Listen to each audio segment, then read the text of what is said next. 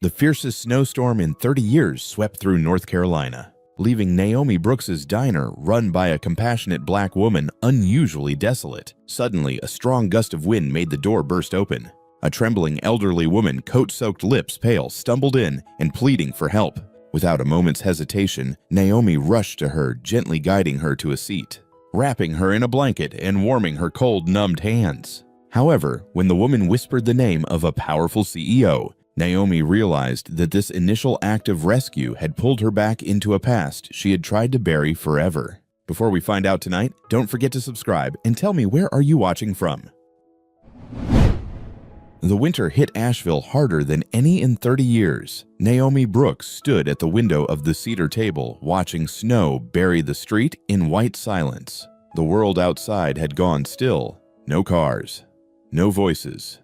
Just the wind howling against glass. Inside, the restaurant was warm, soft lights, the smell of soup simmering on the stove. Clarence sat in his corner booth, both hands wrapped around a coffee mug. 72 years old retired bus driver, silver hair and kind eyes. He'd been here since 5, talking about nothing and everything, the way old friends do. "You're too good, Naomi," he said, not for the first time that night. He almost blew. Her skin felt like ice. "Get blankets." Naomi Sachet glanced back at him, smiled slightly. "Someone has to be. That's what worries me." He set down his mug, his expression serious now. "Being good in this world when everyone else is looking out for themselves, that's the coldest place you can be. Nobody's gonna keep you warm." Naomi turned back to the counter, started wiping it down, even though it was already clean. Her hands needed something to do when her mind went to places she didn't want it to go. That was 3 years ago, ancient history. She'd moved on, built this place, started over. "I can handle the cold," she said quietly. Clarence studied her for a long moment, then sighed. He stood, joints creaking, and reached for his coat. "Well, I should head out before the roads get any worse. You be careful tonight, you hear?" "I will. Drive safe, Clarence." He buttoned his coat, wrapped a scarf around his neck, moved toward the door with the careful steps of a man who knew his body didn't forgive falls anymore. His hand was on the doorknob when it happened. The door burst open. Wind screamed into the restaurant, carrying snow and ice and the smell of winter. And with it, stumbling through the threshold, came a woman. Old, thin, coat white with snow, like she'd been carved from the storm itself. She took one step inside. Then her legs gave out. Clarence caught her before she hit the ground, his arms wrapping around her frail body. "Naomi!" Naomi was already moving around the counter across the floor in seconds. Together they lowered the woman into the nearest booth, easing her down gently. The woman was shaking violently. Her lips were pallid, her voice sharp with focus. "Back room, top shelf." Clarence moved fast, all traces of age forgotten in the moment. Naomi knelt beside the woman, fingers pressing gently against her neck, feeling for a pulse. There. Faint, but steady. Hypothermia, definitely. How long had she been outside? "Ma'am," Naomi kept her voice soft, calm. "Can you hear me? You're safe now. You're inside." The woman's eyes fluttered open, gray eyes like the storm outside. Confused, distant, then slowly focusing. Her voice was barely a whisper. "I need to find my son." Clarence returned with blankets, and Naomi wrapped them around the woman's shoulders, layering warmth around her trembling frame. "We'll help you," Naomi said. "But first, let's get you warm."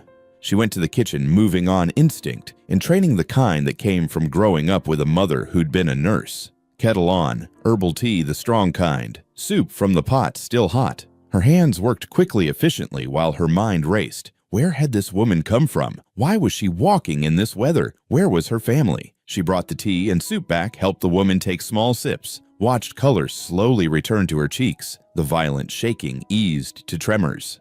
"Thank you," the woman whispered. "What's your name?" Naomi asked gently. The woman hesitated. Then, "Margaret. Margaret Layton."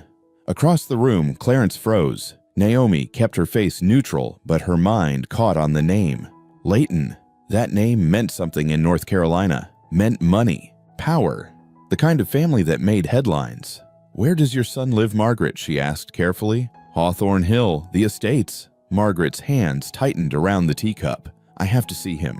I have to fix something I did wrong." She fumbled with her coat pocket, her fingers still clumsy from the cold. Something fell out, a card landing face up on the table. Naomi picked it up. Leighton Biotech Systems. The logo was clean corporate expensive, the kind of card that opened doors most people would never see.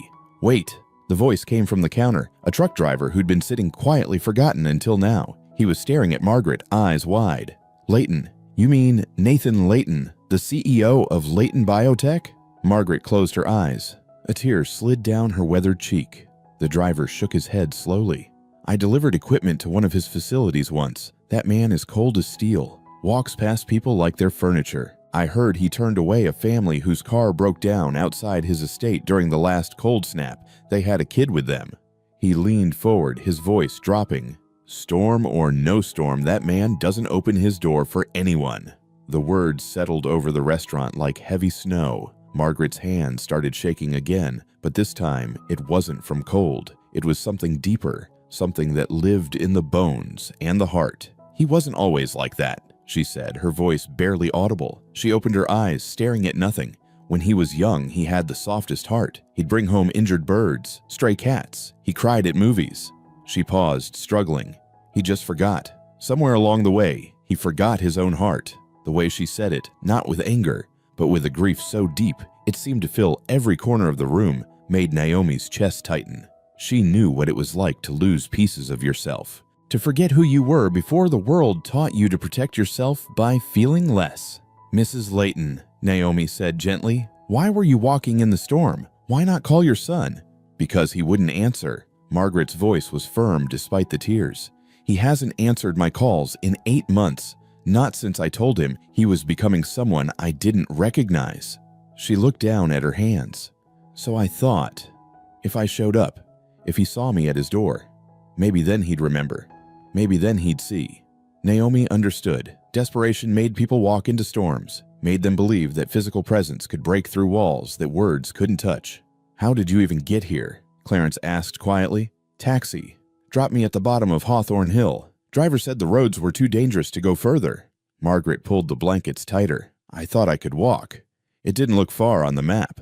That's 3 miles, Clarence said, his voice tight. Uphill. In this weather, you could have died. I know. Margaret met his eyes. But some things are worth dying for. The silence that followed was absolute. Naomi made a decision. You're not going anywhere tonight. Not in this storm. But, no. Naomi's voice was firm, the kind she'd used in boardrooms when men tried to talk over her. The roads are impossible. You can barely stand. Your son can wait until morning. Right now, you need rest. Margaret opened her mouth to protest, then seemed to deflate. The fight went out of her all at once. Okay, she whispered. Okay. Naomi helped her stand, one arm around her waist, bearing most of her weight. Margaret felt like paper, fragile, worn thin. I have an apartment upstairs, Naomi said. You can sleep there. They moved slowly toward the back of the restaurant, past the kitchen, toward the narrow staircase. Each step was an effort, but Margaret climbed stubborn in a way that only desperate people could be. Clarence watched them go, then looked toward the front window, his expression troubled. The apartment was small but warm. 1 bedroom, a living space that doubled as everything else. Naomi settled Margaret on the couch, piled blankets around her, then went to make real food. Grilled cheese, simple but made with care. Margaret ate slowly, like someone who'd forgotten what hunger was. When she finished, she looked up at Naomi. Do you believe good people still have a place in this world? The question caught Naomi off guard. She could give an easy answer, something comforting. But Margaret deserved better. If I didn't believe that, Naomi said slowly, I wouldn't have kept this place open tonight. Margaret studied her with those sharp gray eyes. You've been hurt. Not a question. A recognition. Naomi didn't answer. Some wounds were visible even when you couldn't see them. We're the same, you and I, Margaret said softly, both carrying scars from trusting too much.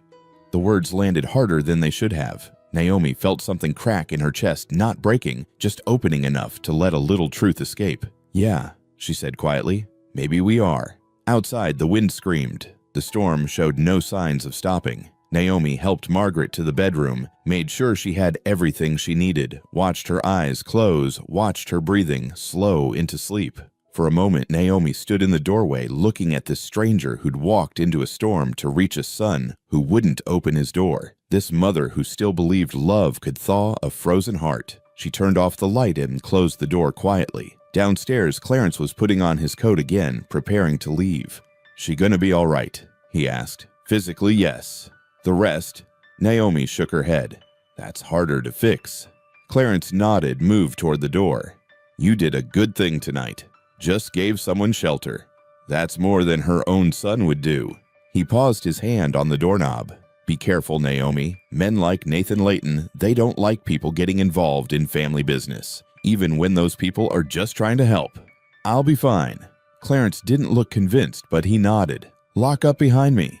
She did. Then Naomi stood alone in her restaurant, listening to the storm and the silence. She should go upstairs, should check on Margaret one more time, then get some sleep. But something kept her at the window, a feeling, irrational but insistent, the feeling that the night wasn't over yet. Then she saw them, headlights, cutting through the snow like knives, a black SUV, massive and expensive, pushing through drifts that would have stopped anything else. It moved with confidence, with power, carving a path through the impossible. It pulled up directly in front of the cedar table, stopped, engine running, exhaust billowing white in the frozen air. Naomi's heart started beating faster. The driver's door opened. A man stepped out, tall, dark coat that probably cost more than her monthly rent. He didn't flinch at the cold, didn't hurry, just stood there for a moment looking up at the restaurant, looking directly at the window where Naomi stood. Then he started walking toward the door. The door opened, not violently, but with control, deliberate. The man stepped inside, and the temperature in the room seemed to drop despite the heater running full blast. He was maybe 40, maybe younger, hard to tell with men who wore expensive suits like armor, dark hair with threads of gray at the temples, sharp jawline, eyes that assessed everything in one sweep, the empty tables, the dim lighting, Naomi standing behind the counter. He closed the door behind him. Snow clung to his shoulders, but he didn't brush it off. We're closed, Naomi said, even though the lights were still on, and she was clearly standing right there. The man's gaze settled on her, cold, analytical, the look of someone used to measuring people and finding them lacking. I'm looking for someone, he said. His voice was smooth, educated with the kind of authority that came from never being told no. An elderly woman, gray hair, about 5'3". She would have been on foot. Naomi's hands rested on the counter. She kept them still, kept her face neutral. Nobody's been here, she said. It was a gamble, a lie that could blow up in her face. But something in her gut said this man, whoever he was, wasn't here to help Margaret. He was here to control her. The man studied Naomi for a long moment. Then his eyes moved past her, scanning the restaurant, looking for evidence, looking for mistakes. I have reason to believe she came this direction, he said. Her phone's last signal was near this block. Then maybe she found shelter somewhere else. There is nowhere else. Everything's closed. He took a step closer to the counter. Except this place. Naomi didn't move, didn't give an inch. Like I said, nobody's been here. The man's expression didn't change, but something flickered in his eyes. Frustration maybe, or calculation. He reached into his coat, pulled out his phone, tapped the screen, then turned it to face her. A photo. Margaret, younger, smiling, standing in front of a garden somewhere sunny. This is my mother, he said quietly. She has early-stage dementia. She gets confused, wanders off sometimes. His voice softened, not much, but enough to sound almost human. She could be in serious danger out there. If you've seen her, I need to know. And there it was.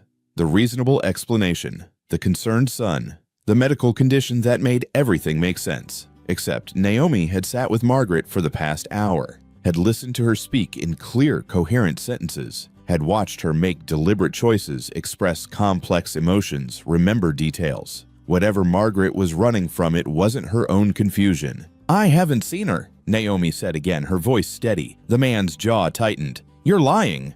I'm telling you what I know. No. He leaned forward, both hands flat on the counter now, close enough that Naomi could smell expensive cologne and cold air. You're protecting her, which means she's here. Naomi met his gaze, held it, refused to look away. You need to leave. I'm not leaving without my mother. Then you're not leaving because she's not here. They stared at each other. The heater hummed. Outside, wind threw snow against the windows. Then from upstairs, a sound, faint but unmistakable. A cough. The man's eyes snapped toward the ceiling, then back to Naomi. She's upstairs. That's my apartment. That's me you heard.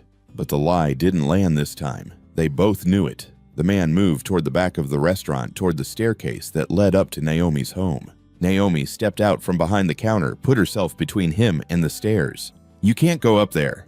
He stopped, looked at her like she was an insect that had landed on his sleeve, annoying but easily dealt with. "Move." "No. I don't think you understand who I am. I don't care who you are. This is my property. You don't have permission to be here, and you definitely don't have permission to go upstairs."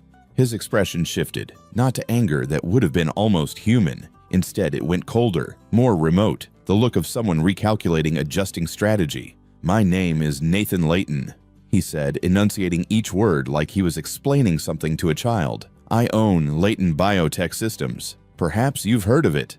"I have."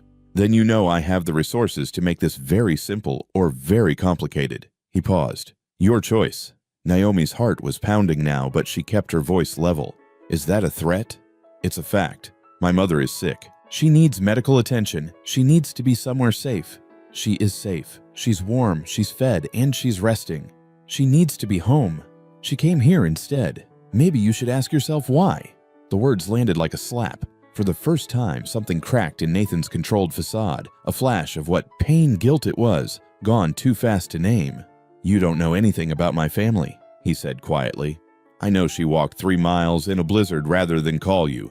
I know she almost died out there. I know she's more afraid of seeing you than she is of freezing to death." Naomi crossed her arms. "So yeah, maybe I don't know everything, but I know enough." Nathan's jaw worked. She could see him fighting something in motion, trying to break through ice. Then his phone rang. He pulled it out, glanced at the screen, and his expression went flat again. Professional, back in control. "I have to take this," he said, then turned slightly away. "Layton." Naomi couldn't hear the other side of the conversation, but she watched Nathan's body language shift, shoulders straightening, voice dropping into that corporate tone that brooked no argument. "I understand, but that can wait until morning." "No, I'm dealing with a family matter. It's under control." "Fine. Send me the files. I'll review them tonight." He ended the call, stood there for a moment with his back to Naomi. When he turned around, something had changed. The edge had dulled slightly, or maybe he was just tired. "Look," he said, and for the first time he sounded like an actual person. "I'm not trying to be. I just want my mother safe, that's all. She is safe. Not out here, not in some stranger's apartment. Better than alone in a mansion with locked doors," Naomi said quietly. Nathan flinched, small but visible. Before he could respond, the lights flickered, once, twice. Then the restaurant went dark. The heater died mid-hum. The refrigerator went silent. The only light came from the windows, dim gray, filtered through snow. "Perfect," Nathan muttered. Naomi moved instinctively, muscle memory from countless nights working late. She went behind the counter, found the emergency candles she kept under the register. Her hands found the matches, struck one. Warm light flared in the darkness. She lit 3 candles, placed them strategically around the restaurant. The space transformed smaller, more intimate shadows dancing on the walls. Nathan stood in the middle of the room, looking suddenly out of place, like he didn't know what to do without electricity, without his phone working at full capacity, without the modern world insulating him from the cold. "How long do power outages usually last?" he asked. "In weather like this, could be hours, could be days." He pulled out his phone again, checked it. "I'm not getting signal. Tower's probably down. I need to..." He stopped, seemed to realize how useless that sentence was. Need didn't matter. The storm didn't care what Nathan Layton needed. Naomi watched him stand there, this man who controlled millions of dollars and thousands of employees, completely helpless against snow and ice and failed infrastructure. "You can't drive in this," she said. "Even with that tank you showed up in. Roads are probably completely blocked by now." Nathan looked toward the door, then back at her. She could see him working through options, none of them good. "So what do you suggest?" "I suggest you accept that you're stuck here for the night." Naomi picked up one of the candles, headed toward the kitchen. "And since you're stuck, you might as well make yourself useful." "Useful how?" "Circuit breakers in the back storage room. We can check if it's just a tripped breaker or if the whole grid's down. You know how to use a flashlight." He followed her. "I'm not incompetent." "Didn't say you were. Just asked if you could handle a flashlight." In the storage room, Naomi found the old camping lantern she kept for emergencies. Clicked it on. LED light flooded the small space, harsh after the candlelight. She opened the breaker box. All the switches were in the correct position. "Grid's down," she confirmed. We're on our own until the power company gets things running again." Nathan stood in the doorway looking at the breaker box like it had personally offended him. "I should call someone. Get a generator brought out." "With what phone service? And even if you could call, nobody's driving in this. Not even for you." The words came out sharper than she'd intended, but she was tired. Tired of men who thought money solved everything. Tired of people who'd never learned that sometimes you just had to sit with discomfort and wait. Nathan didn't respond, just stood there jaw tight, clearly hating every second of being powerless. Naomi brushed past him back into the main restaurant, started assessing what they had, what they'd need. "There's a gas stove in the kitchen," she said. "We can still heat water, make coffee, warm up food. I've got candles for light, blankets upstairs." She looked at him.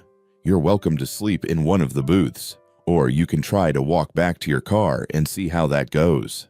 "I'm not leaving without my mother. She's sleeping. She's exhausted, and she's not going anywhere until morning at the earliest." Naomi set the lantern on the counter. "So you can either spend the night fighting with me, or you can accept the situation and try to be civil. Your call." Nathan stared at her. She could practically hear him thinking, calculating, trying to figure out how this small restaurant owner was managing to dictate terms to him. Finally, he shrugged out of his expensive coat, laid it over a chair. "Fine," he said, "but I want to see her, just to confirm she's okay." Naomi considered this. "You can look in on her, quietly, but if you wake her up, I'm kicking you out into the snow. Clear, clear." She led him upstairs, the lantern casting long shadows on the narrow walls. At the bedroom door, she pushed it open slowly, carefully. Margaret was still asleep, breathing steady face peaceful in a way it hadn't been when she'd arrived. She looked small under the blankets, fragile but safe. Nathan stood in the doorway, not entering, just looking. Naomi watched his face in the dim light, saw something crack there just for a second, something that looked like grief or regret or maybe just exhaustion. "She's fine," Naomi whispered. "Better than fine. She's resting." Nathan nodded, didn't speak. Couldn't maybe. They went back downstairs. Naomi went to the kitchen, started heating water on the gas stove. Made tea, strong, black, the kind that kept you awake when your body wanted to shut down. Nathan sat at the counter, watching her work. "Why did you lie?" he asked finally. "When I first came in, you knew she was here." Naomi poured tea into 2 mugs, slid one across to him. "Because I didn't know if you were here to help her or control her. She's my mother." "That doesn't answer the question." Nathan picked up the mug, held it between his hands, stared into it like it might have answers.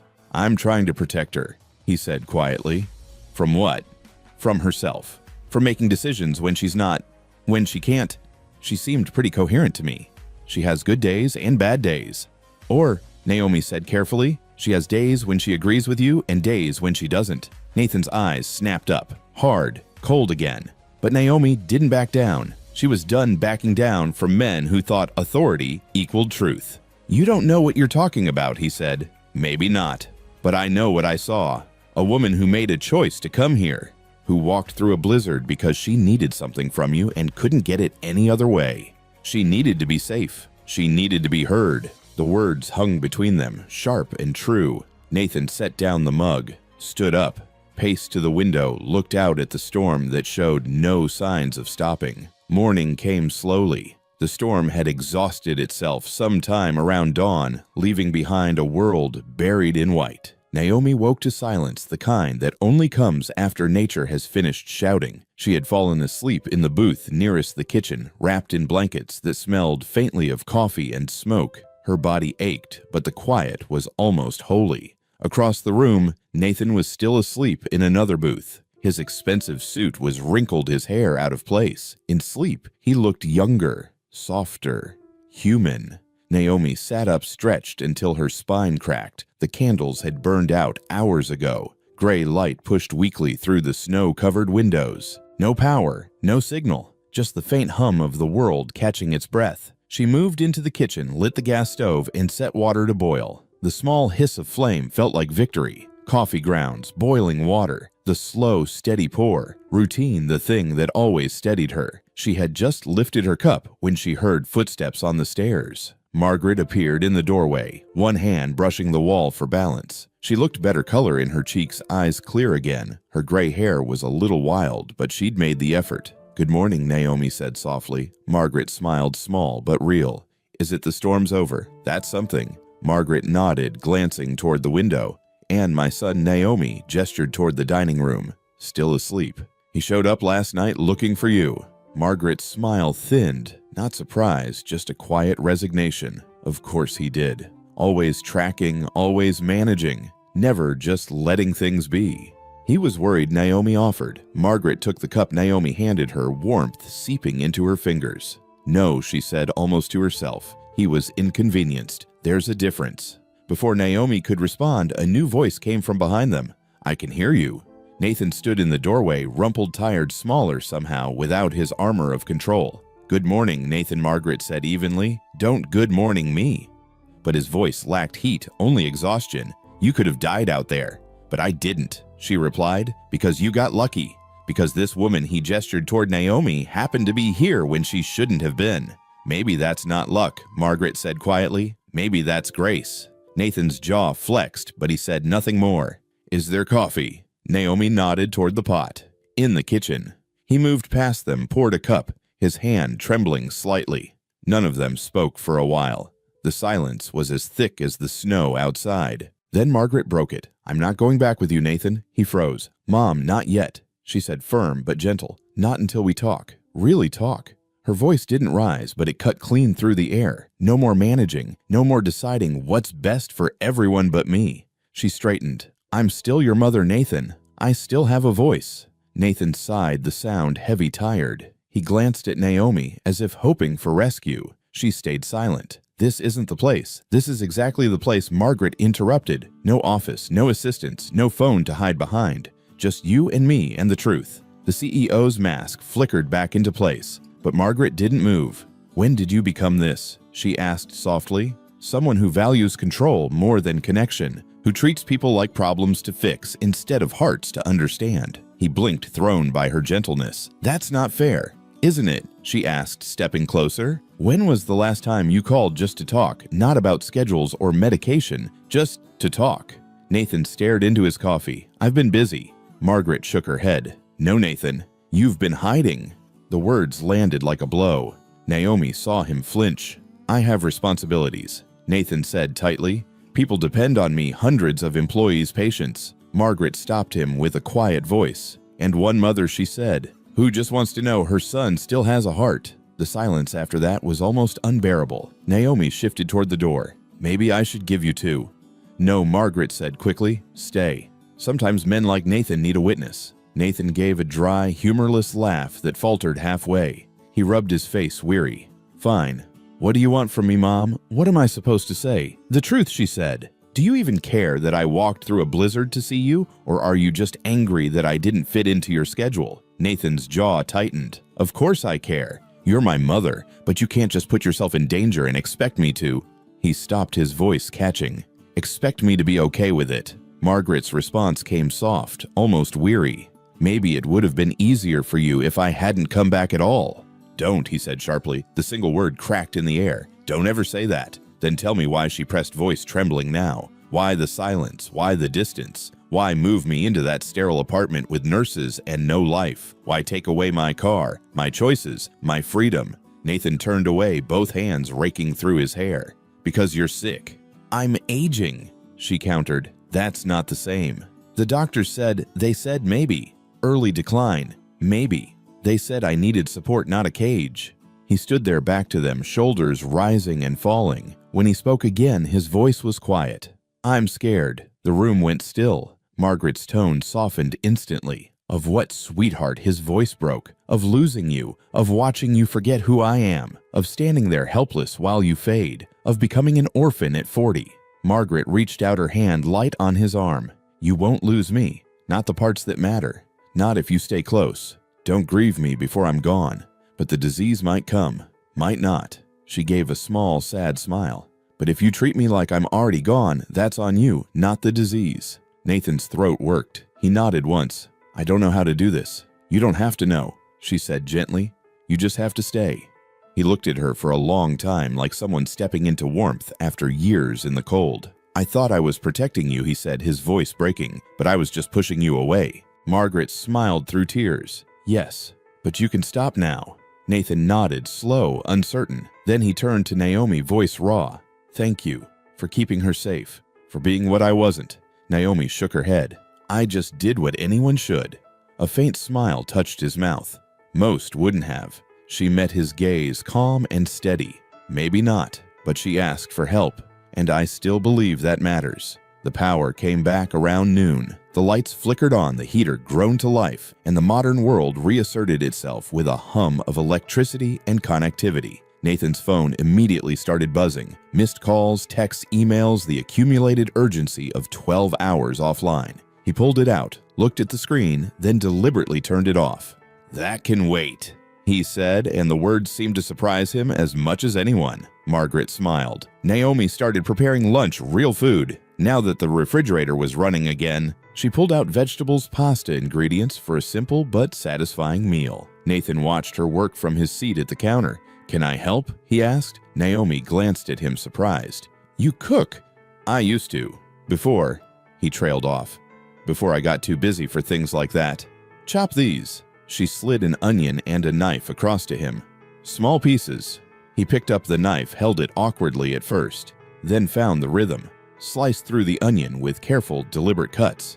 "When I was in college," he said suddenly, "I worked as a delivery driver, pizza place near campus. Terrible pay, long hours, but I loved it." Naomi looked up.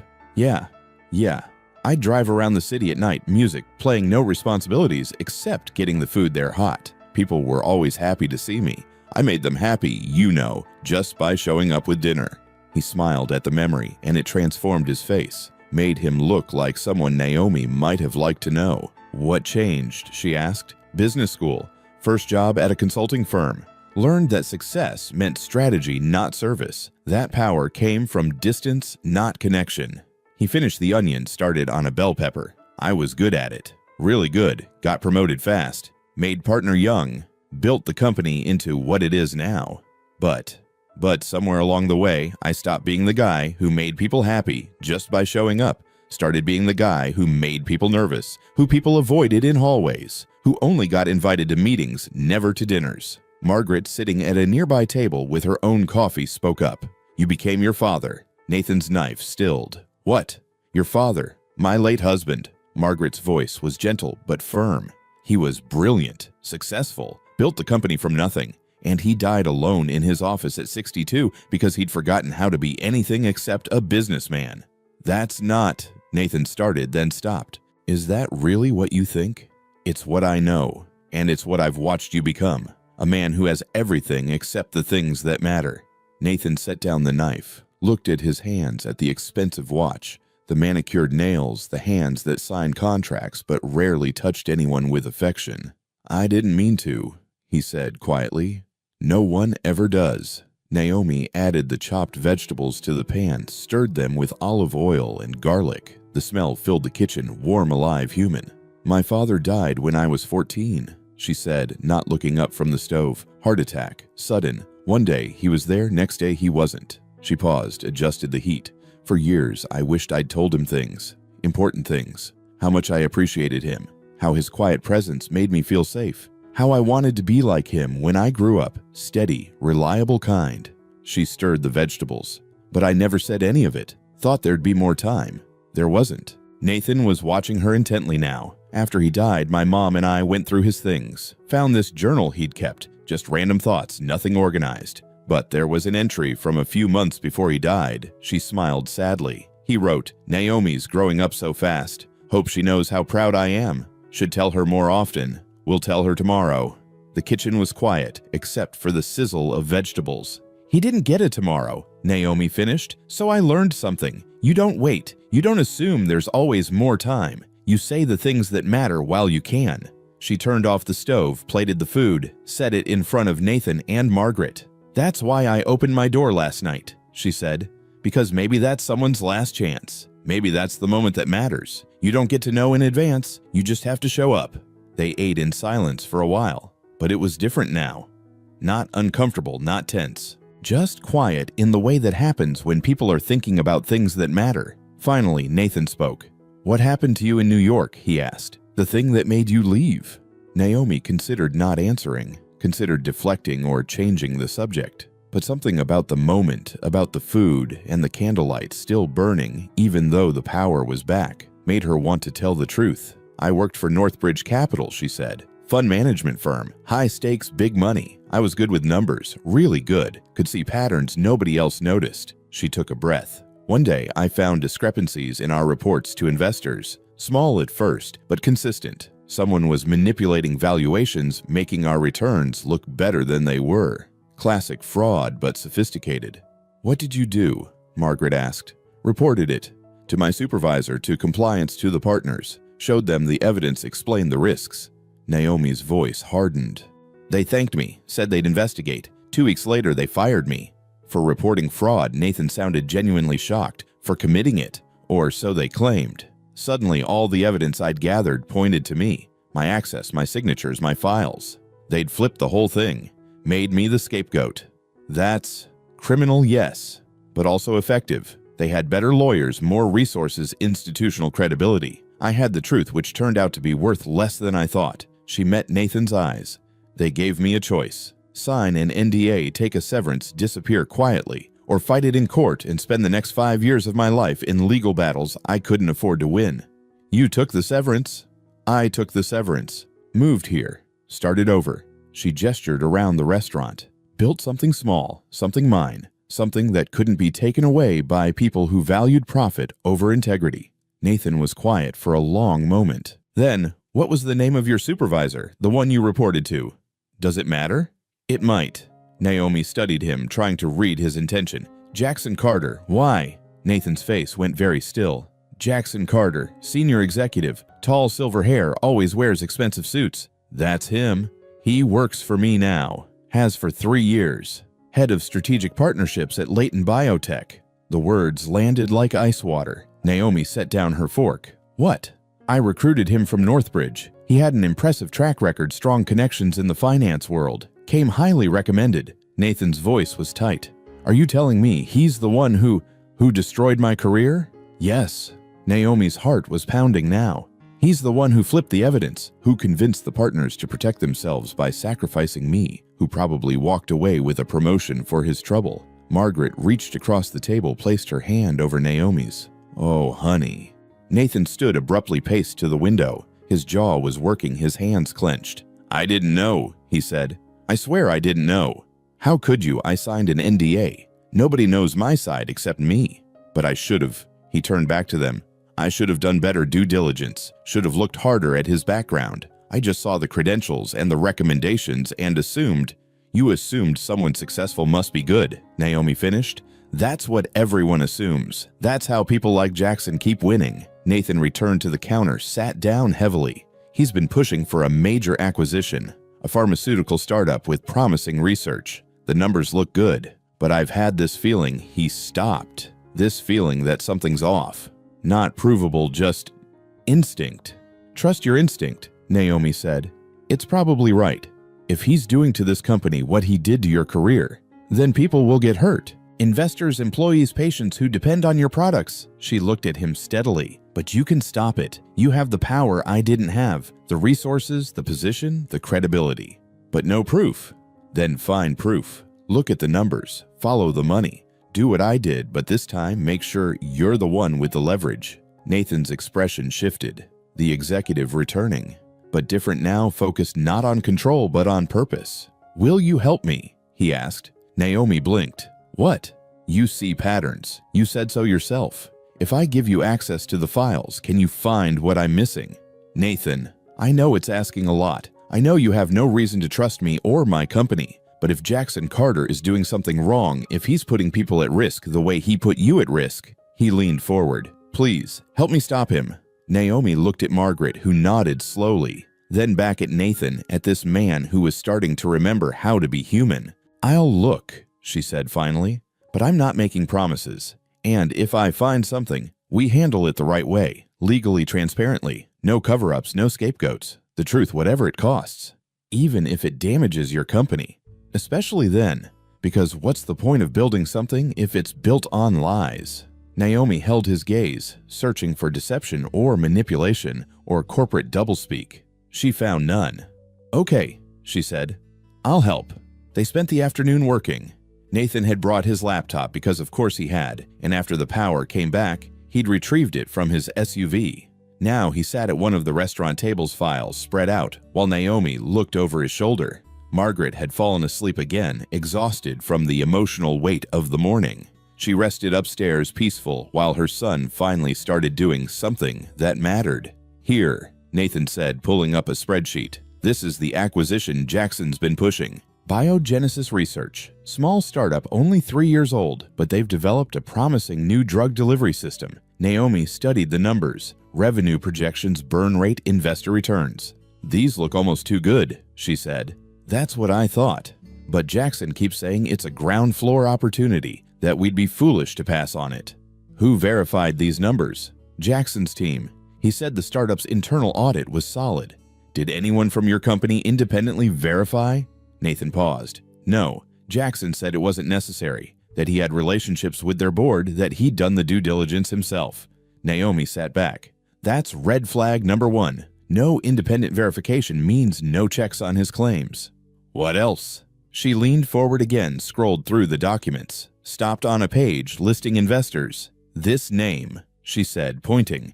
"Clearwater Holdings. It's listed as the primary investor in Biogenesis. But it's just a shell company. No operating history, no public filings, just a name and a Cayman Islands address."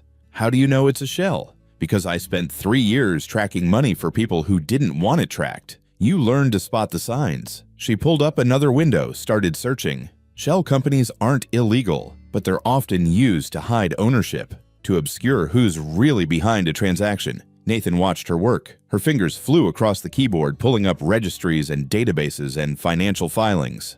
"There," she said finally. "Clearwater Holdings was incorporated 18 months ago. Single director listed. Want to guess who?" "Jackson." "Close. His brother-in-law, Marcus Reeves." Nathan's face darkened.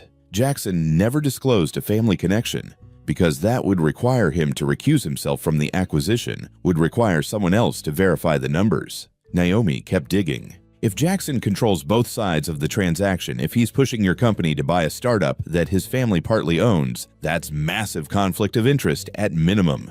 At worst, it's fraud. Can you prove it? Maybe. If I can access more of Jackson's communications, his financial disclosures, the actual books from Biogenesis." She looked at Nathan. "How much clearance can you give me? Full access, whatever you need. Even to executive files. Even to mine. I've got nothing to hide. And if I did, I'd rather you found it now than later." Naomi studied him. This was the moment, the test of whether he really meant what he said about transparency and truth. "Okay," she said. "Give me remote access to your systems.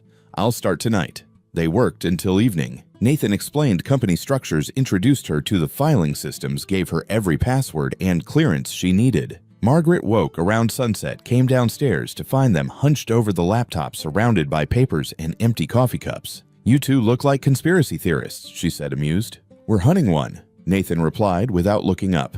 "Thanks to Naomi." Margaret smiled. "Good. It's about time you used your power for something other than profit." Nathan did look up then. "Is that really what you think I do? Just chase money?" "Isn't it?" He set down his pen. "I thought I was building something that mattered. Medical research, pharmaceutical development technologies that save lives." "You are," Margaret said gently. "But you got so focused on the building that you forgot about the people living in what you built, the employees you never talk to, the patients who depend on your drugs, the community that watches your company and wonders if you care about anything beyond the next quarterly report. I care. Then show it. Not with press releases or donations that are really just tax write-offs. Show it by being present, by listening, by letting yourself be human instead of just being successful." Nathan was quiet for a long moment. Then he nodded. "I'm trying." "I know, sweetheart. I can see it." Naomi stood stretched. Her back ached from hours of sitting. "I need a break. Going to make dinner." "I'll help," Nathan said, immediately closing the laptop. In the kitchen, they worked side by side. Nathan chopped vegetables while Naomi started a sauce. They moved around each other with surprising ease, like they'd done this before, even though they hadn't. "Can I ask you something?" Nathan said after a while. "Go ahead. Why did you really stay open last night? And don't say it was just about helping people. There's more to it than that." Naomi stirred the sauce, watched it bubble. "You're right, there is more." She paused, choosing her words. "When everything fell apart in New York, when everyone I trusted turned on me, I felt invisible. Like I didn't matter, like I could disappear and nobody would notice or care." She added herbs to the pot, basil, oregano, the smell rising warm and familiar.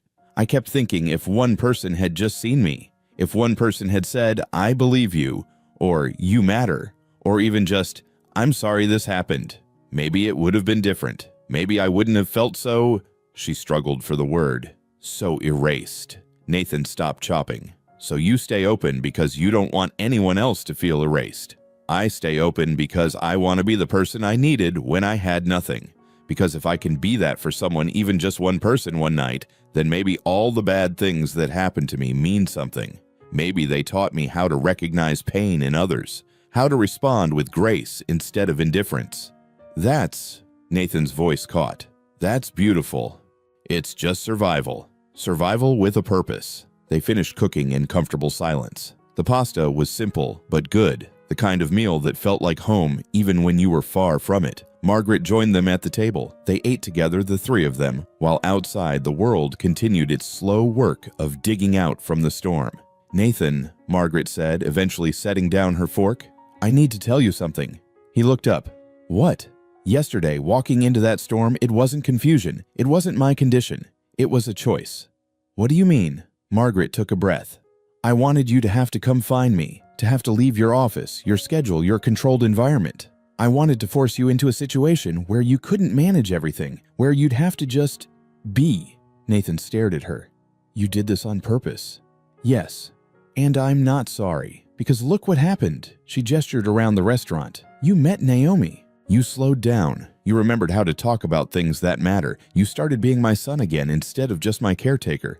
You could have died, but I didn't. And maybe that's the point. Maybe sometimes you have to risk something to save something more important." Nathan looked stunned. Then slowly he started to laugh. Not bitterly, genuinely. The sound surprised all of them. "You manipulated me," he said, still laughing. "You actually manipulated me into becoming a better person." "Guided, not manipulated," Margaret corrected, but she was smiling. "There's a difference." "Is there?" "Yes. Manipulation is about control. Guidance is about love." Nathan shook his head, still grinning. "I can't believe you did that. I can't believe it worked." Naomi watched them, felt something warm settle in her chest. This was what healing looked like. Not perfect, not complete, but real. Two people finding their way back to each other through honesty and humor and the willingness to try. "So what now?" Nathan asked, looking at his mother. "You've guided me into enlightenment. Where do we go from here?" "Home," Margaret said simply, "but a different kind of home than before. One where we talk. Where you visit not because you're checking on me, but because you want to see me. Where I'm your mother again, not your responsibility." "I'd like that." "So would I." They finished dinner, cleaned up together, moved around the small kitchen with a coordination that came from shared purpose rather than practice. As they were drying the last dishes, Nathan turned to Naomi. "Come work for me," he said suddenly. She nearly dropped the plate she was holding. "What?" "Come work for Leighton Biotech. Not in finance unless you want to, but somewhere you can make a difference. Chief Ethics Officer maybe. Someone who keeps us honest. Who calls out the Jackson Carters before they do damage." "Nathan, I'm serious. You see things clearly. You're not afraid to tell the truth even when it costs you. That's exactly what my company needs." "What I need." Naomi set down the dish, turned to face him fully. "You can't just hire me because I helped you through a crisis. I'm not. I'm hiring you because you're brilliant and ethical and everything my company should be but isn't always. Because you understand that profit and principle don't have to be opposites. Because," he paused, "because you make me want to be better, and I think you could make my entire company better too." She searched his face for signs of pity or guilt or corporate strategy, found only sincerity. "I'll think about it," she said finally. "That's all I ask." But they both knew she'd already decided. Outside, the snow was melting. Slowly, but inevitably, the world was thawing. And inside the cedar table, three people who'd been strangers 48 hours ago sat together in the warm light, learning how to trust again, learning how to hope. By the third morning, the town had started to wake again. Snowplows cleared the main road. The radio played softly. The smell of coffee filled the air. Life was returning tentatively, carefully, but it was returning. Then the back door opened. No knock. No hesitation, just the sound of confident footsteps on tile. Naomi froze mid-motion, a dish towel still in her hands. When she turned, he was already standing in the doorway, tailored coat-polished shoes, the storm barely touching him. Jackson Carter. Naomi's breath caught. 6 feet tall, silver hair, perfectly styled charcoal suit that probably cost more than most people's monthly rent. He looked exactly as she remembered, polished, confident, untouchable. Their eyes met. For a split second, something flickered across his face. Surprise, recognition. Then it was gone, replaced by that smooth, corporate smile. "Well," he said, voice like silk over steel, "this is unexpected." Naomi set down the spatula carefully. Her hands wanted to shake, but she wouldn't let them. Jackson. Naomi Brooks. It's been what, 3 years? He stepped further into the kitchen, casual, like he owned the space. "I heard you'd left New York. Didn't realize you'd ended up here. Small world." "Not small enough." He laughed, actually laughed. "Still bitter, I see. That's unfortunate. I'd hoped you'd moved on." "I moved on. Doesn't mean I forgot." "Fair enough." He glanced around the kitchen, taking in the modest equipment, the small workspace. "This is quite the downgrade from Northbridge, but I suppose it's honest work. Nothing wrong with that." Every word was calculated, designed to remind her of what she'd lost, what he'd taken. Naomi crossed her arms. "What are you doing here, Jackson?" "I'm looking for Nathan, actually. His assistant said he'd been unreachable for 2 days. Given the storm and his mother's situation, I thought I should check in." His eyes narrowed slightly. "You wouldn't happen to know where he is, would you?" Before Naomi could answer, Nathan's voice came from the stairs. "I'm right here." Jackson turned, his smile brightening. "Nathan, thank God. We've been worried. When you didn't respond to any messages, I turned off my phone," Nathan said, descending the stairs with Margaret behind him. "I needed space to think." Of course. Family matters take priority." Jackson's gaze shifted to Margaret, his expression arranging itself into concern. "Mrs. Layton, you gave us quite a scare. Are you feeling better?" "I'm perfectly fine," Margaret said coolly, "though I don't recall asking for your concern." Jackson's smile tightened almost imperceptibly. "Just making sure you're safe. Nathan's mentioned your recent health challenges." "Has he?" Margaret moved to stand beside Naomi, a deliberate choice. How thoughtful. The temperature in the room seemed to drop. Jackson looked between the three of them, clearly sensing something, but not quite able to identify what. His gaze lingered on Naomi. "I didn't realize you knew Nathan's family," he said casually. "We just met," Naomi replied. "Circumstances. Interesting circumstances, I'm sure." He turned back to Nathan. "Listen, I hate to intrude on your personal time, but we have the biogenesis meeting scheduled for Monday. Final approval on the acquisition. I need you back in the office to review the paperwork." "I've been reviewing it," Nathan said. "Here." Jackson's tone held the faintest edge of condescension. "Nathan, this deal requires proper attention, full documentation, legal review." "I said I've been reviewing it thoroughly." Nathan's voice was calm but firm. "And I have some questions." Jackson's smile never wavered. "Of course, that's why we have the meeting. All your questions will be addressed then." "No, I want to address them now." Something shifted in Jackson's eyes, something cold and calculating, but his voice remained pleasant. "Nathan, I don't think this is the appropriate venue." "Clearwater Holdings," Nathan said, "the primary investor in biogenesis. Tell me about them." Jackson didn't even blink. "Standard investment firm, venture capital mostly focused on biotech startups. They've been in the game for years." 2 years, Naomi corrected quietly. "Clearwater was incorporated 18 months ago." Jackson's gaze snapped to her. For a moment, the mask slipped. She saw anger there and something else. Concern, maybe. Or fear. "I'm sorry," he said, voice suddenly harder. "Who are you to be commenting on our business dealings?" "Someone who knows how to read a corporate filing," Naomi replied, "and who knows that Clearwater's sole director is Marcus Reeves, your brother-in-law." The silence was absolute. Jackson recovered quickly, but not quickly enough. "That's a matter of public record. I've done nothing wrong." "Except fail to disclose a family connection," Nathan said. "Except push an acquisition where you have undisclosed financial interest. Except—" "I don't have to explain myself to her," Jackson interrupted, gesturing at Naomi. "I don't know what she's told you, Nathan, but—" "She told me the truth," Nathan said quietly, "about Northbridge Capital, about what you did to her. Jackson went very still. I have no idea what you're talking about. Yes, you do. She reported fraud. You framed her for it, made her the scapegoat so you and your partners could walk away clean. That's a lie. Is it? Naomi stepped forward. Because I have copies of the original reports I filed, time-stamped with my analysis intact, and I have the altered versions that appeared after I was fired, the ones with my name attached to the fraudulent numbers. Funny how they don't match. Jackson's jaw tightened. You signed an NDA to protect Northbridge, not to protect you. And the NDA doesn't cover criminal fraud. She tilted her head. Want to guess how long it would take the SEC to get interested in a case like this? Especially if they knew the same person was now pushing questionable deals at one of the region's largest biotech firms. You're bluffing. Am I? They stared at each other. Naomi could feel her heart pounding, but she kept her expression calm. She'd learned something in New York. Men like Jackson only respected power, only understood threats. So she gave him one.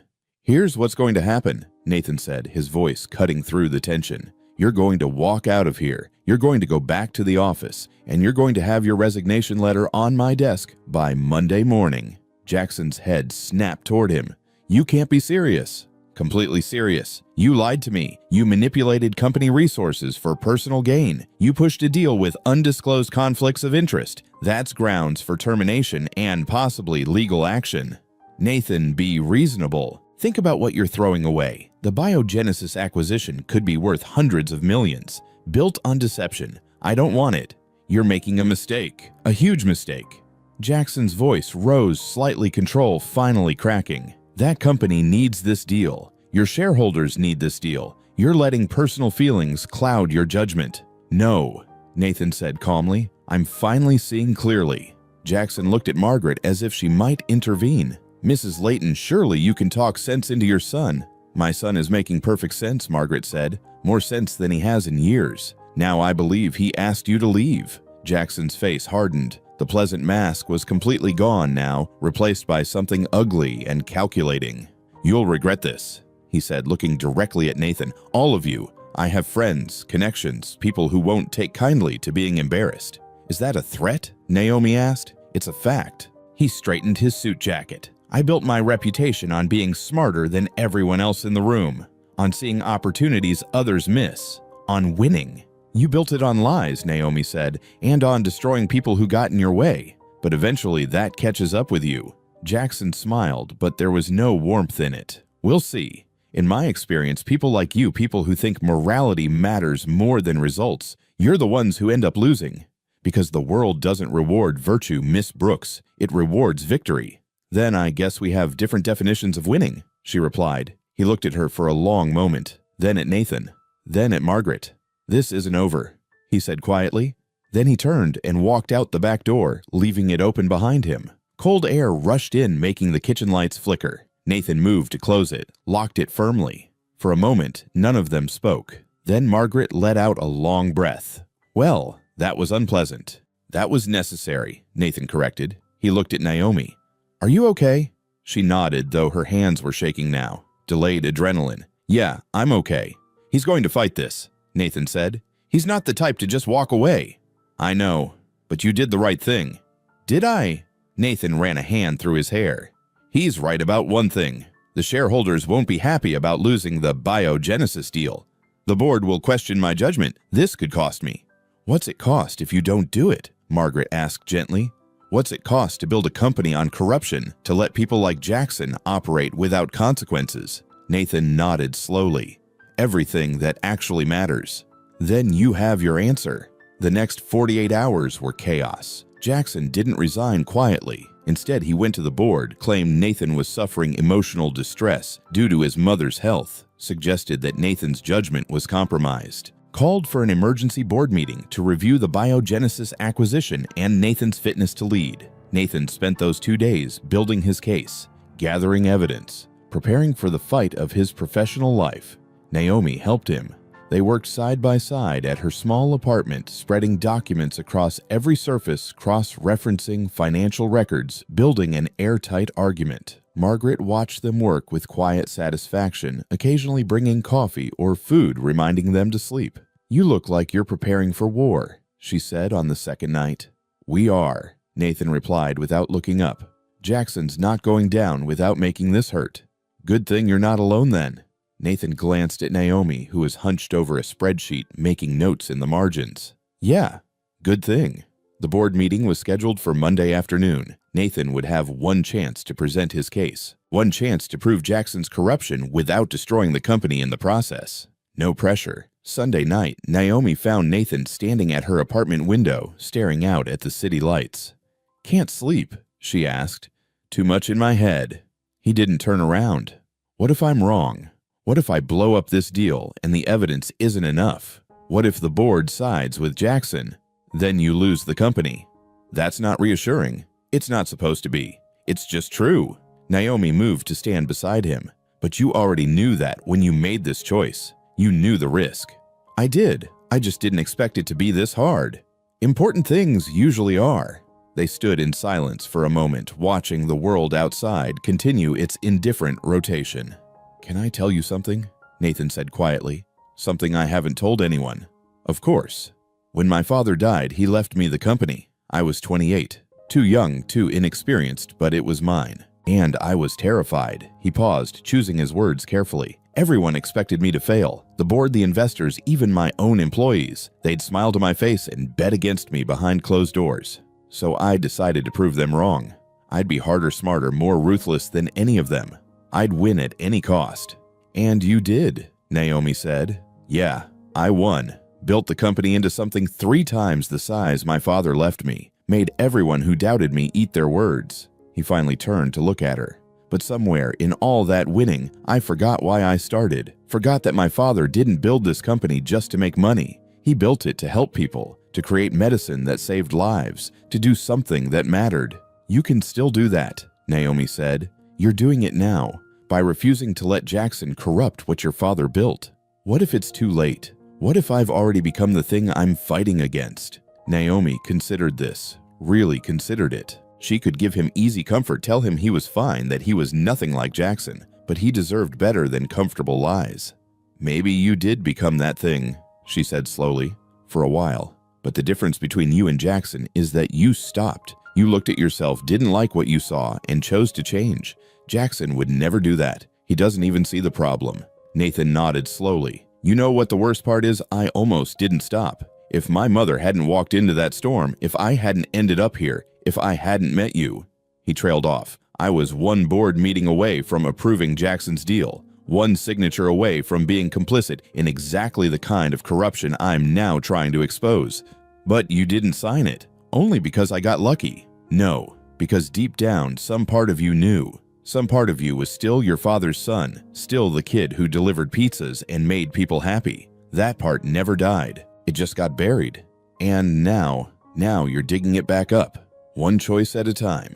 Nathan smiled slightly, the first real smile she'd seen from him in days. "When did you get so wise?" "When I lost everything and had to figure out what actually mattered." Naomi returned the smile. "Trauma's a hell of a teacher." They laughed, and for a moment the weight lifted. Then Nathan's expression grew serious again. "Tomorrow, when I go into that boardroom, I need you there." "Nathan, I'm not. You're the only one who can explain the financial evidence in a way they'll understand. The only one who can walk them through exactly what Jackson did. And more than that," he paused, "you're my proof. Proof that Jackson has done this before. That this isn't just about one bad deal. It's about a pattern of corruption. They'll ask why I didn't report him years ago. And you'll tell them about the NDA, about the choice you were given, about what it costs to tell the truth when nobody wants to hear it." Naomi felt her stomach twist. Going into that boardroom meant exposing herself, meant reliving the worst period of her life in front of strangers who had no reason to believe her. But it also meant Jackson wouldn't get away with it again. "Okay," she said, "I'll be there." The boardroom was on the 47th floor of the Leighton Biotech Tower. Floor-to-ceiling windows overlooked the city. A massive mahogany table dominated the space, surrounded by leather chairs that probably cost more than Naomi's car. 12 board members sat waiting when Nathan, Margaret, and Naomi entered. Jackson was already there, sitting at the far end of the table, looking confident and relaxed, like this was just another day at the office. "Nathan," the board chair, an older man named Robert Hutchins, said gravely, We're glad you could make it. Please sit." They took their seats. Naomi felt acutely aware of her simple dress, her lack of corporate polish. She didn't belong here. Everyone in the room knew it, but she was here anyway. "Let's get started," Hutchins said. "Jackson has raised concerns about the Biogenesis acquisition. He claims you're attempting to kill the deal based on personal bias rather than business judgment. Is that accurate?" "No," Nathan said calmly. "I'm attempting to kill the deal because it's fraudulent." Murmurs around the table. Jackson's expression didn't change, but Naomi saw his fingers tighten slightly on his pen. "That's a serious accusation," Hutchins said. "Do you have evidence?" "I do." Nathan opened his laptop, connected it to the presentation screen. "I'm going to walk you through exactly what Jackson Carter has been hiding. But first, I want you to meet someone." He gestured to Naomi. "This is Naomi Brooks. 3 years ago, she worked as a senior analyst at Northbridge Capital, the firm where Jackson was employed, before joining Leighton Biotech. She's going to tell you what happened when she discovered fraud in that organization, and she's going to tell you who was responsible." All eyes turned to Naomi. Her mouth went dry. Her heart pounded so hard she thought everyone must hear it. But she stood, looked around the table, met Jackson's cold gaze, and she spoke. 3 years ago, I found evidence that Northbridge Capital was manipulating investment valuations." She began, her voice steadier than she felt. "I reported it through proper channels. I provided documentation. I did everything right." She paused, pulled up the copies of her original reports on the screen. "This is what I submitted. Clear evidence of fraud, numbers that didn't add up, patterns of manipulation designed to inflate returns and deceive investors." She clicked to the next slide. "This is what appeared after I was fired. The same analysis, but altered. My name attached to the fraudulent numbers. The evidence flipped to make me look guilty instead of the people actually committing the crime." She looked directly at Jackson. "Jackson Carter orchestrated that flip. He convinced the partners to protect themselves by destroying me. And it worked. I signed an NDA, took a severance, disappeared. He got promoted, and nobody ever questioned what really happened." The room was silent. "That's a convenient story," Jackson said smoothly. "But it's just that, a story. Miss Brooks has no proof. She signed an NDA which suggests guilt, not innocence. And this is clearly a desperate attempt to discredit me because Nathan wants to kill a deal that would make us all wealthy." "Actually," Naomi said, "I have proof. I kept copies of everything. Original time-stamped files, email threads, meeting notes, and I recently contacted 2 former Northbridge employees who confirmed they were pressured to alter reports at Jackson's direction." She pulled up emails on the screen. Names redacted, but the content clear. "This is from a junior analyst who was told to adjust my findings. This is from a compliance officer who was fired when she questioned the altered reports. This is a pattern, and it's happening again, right here with Biogenesis." Nathan took over, clicking through the financial documents. Jackson pushed this acquisition without proper due diligence. He failed to disclose that his brother-in-law controls the primary investor. He falsified projections to make the deal look better than it is. And he's pressured me to approve it without independent verification. These are serious allegations." Hutchins said, his face grave. "Jackson, what's your response?" Jackson stood, buttoned his suit jacket, still confident, still controlled. "My response is that this is character assassination. Nathan is under stress because of his mother's health. He's allowing personal feelings to override business judgment. Miss Brooks is a disgruntled former employee with an axe to grind, and this entire presentation is designed to justify killing a deal that I've spent months developing." "Then explain Clearwater Holdings," Nathan said. "Explain why you didn't disclose your family connection." "I didn't think it was relevant. Marcus Reeves is barely an in-law. We're not close." "Then you won't mind if we subpoena your financial records," Naomi said quietly, "to verify that you have no financial stake in Biogenesis or Clearwater." Jackson's jaw tightened. "That's invasive and unnecessary." "It's standard procedure when there's a suspected conflict of interest," Hutchins said. He looked at Jackson carefully. "I'm inclined to allow an independent audit to clear this up definitively." "Robert, you can't be serious." "I'm very serious. This company's reputation is at stake. If there's even a chance that fraud has occurred, we need to investigate thoroughly." Jackson's control finally cracked. "Fine. Audit away. You won't find anything because there's nothing to find. But when this is over, when you realize Nathan and his pet analyst are wrong, I expect apologies. and I expect Nathan to step down for this embarrassment. If the audit clears you, Hutchins said, then we'll discuss Nathan's judgment, but until then, the Biogenesis acquisition is suspended, and you're on administrative leave, pending the investigation's outcome. Jackson's face went white, then red. You're suspending me based on unproven accusations. We're protecting the company. Standard protocol. For a moment, Jackson looked like he might flip the table, might scream or threaten or break the corporate veneer entirely. Instead, he gathered his things with sharp, angry movements. You'll regret this, he said, looking at Nathan, then at Naomi. All of you. Then he walked out, slamming the door hard enough to rattle the windows. The room exhaled collectively. Hutchins looked at Nathan. You understand this investigation will examine everything, including your own decisions. If you knew about Jackson's conflicts and didn't act sooner, that's a problem. I understand. I have nothing to hide. Good. Hutchins stood. We'll reconvene in 2 weeks with the audit results. Until then, carry on as normal. And Nathan, he paused, you did the right thing. Not the easy thing, but the right thing. Your father would be proud. Nathan's eyes got suspiciously bright, but he nodded. Thank you. 6 months later, the cedar table had a new sign. Open Hearts Cafe hung above the door, painted in warm gold letters. The restaurant looked the same inside, same wooden tables, same warm lighting, but it felt different, fuller, like more life had been breathed into it. Naomi stood behind the counter making coffee the way she always did, but now she only worked here 3 days a week. The other 4 days, she worked at Leighton Biotech as Chief Ethics and Compliance Officer. The audit had taken 3 months. They'd found everything: Jackson's financial ties to Biogenesis, the falsified projections, the pattern of manipulation going back years. He'd been fired, charged with fraud, and was currently awaiting trial. Nathan had been cleared of any wrongdoing. The board had praised his decisive action. The company's stock had taken a hit initially, but recovered once investors understood that Leighton Biotech was choosing integrity over quick profits. The door chimed. Nathan walked in, snowflakes on his shoulders. It was winter again, but this year the cold felt different, less harsh, more like a season that would pass. Hey, he said, smiling. That smile came easier now, more natural. Hey yourself. The usual. Actually, I'm here for something else. Naomi raised an eyebrow. Yeah.